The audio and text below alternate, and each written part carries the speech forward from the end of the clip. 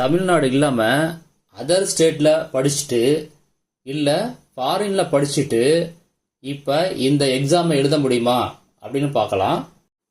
Exam எழுதலாம், ஆனால் 10th 11th இது மட்டும் தனித்தேர்வுகளாக எழுத முடியும். அதாவது பிரைவேட் கேண்டிடேட்டாக தான் எழுத முடியும்.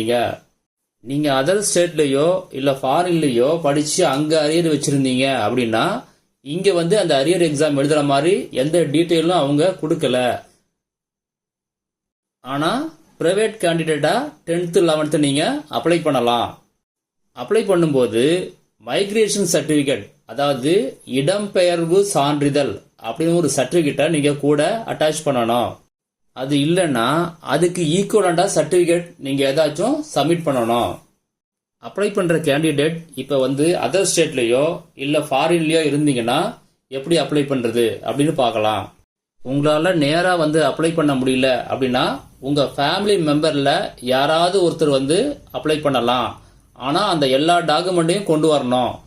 எங்கே அப்ளை பண்ணுறது அப்படின்னா சென்னையில் உள்ள அரசு தேர்வுகள் இயக்க இணை இயக்குனர், அதாவது ஜாயிண்ட் டைரக்டர் கவர்மெண்ட் எக்ஸாமினேஷன், அவங்கள நீங்கள் நேராக பார்த்து அங்கே அப்ளை பண்ணணும்.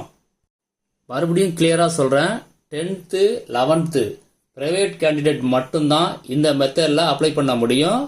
அரியர் கேண்டிடேட், அதாவது அதர் ஸ்டேட்லேயோ ஃபாரின்லேயோ படித்து அங்கே அரியர் இருந்தால் இங்கே தமிழ்நாட்டில் அப்ளை பண்ணுறதுக்கான ப்ரொவிஷன் எதுவும் கொடுக்கல.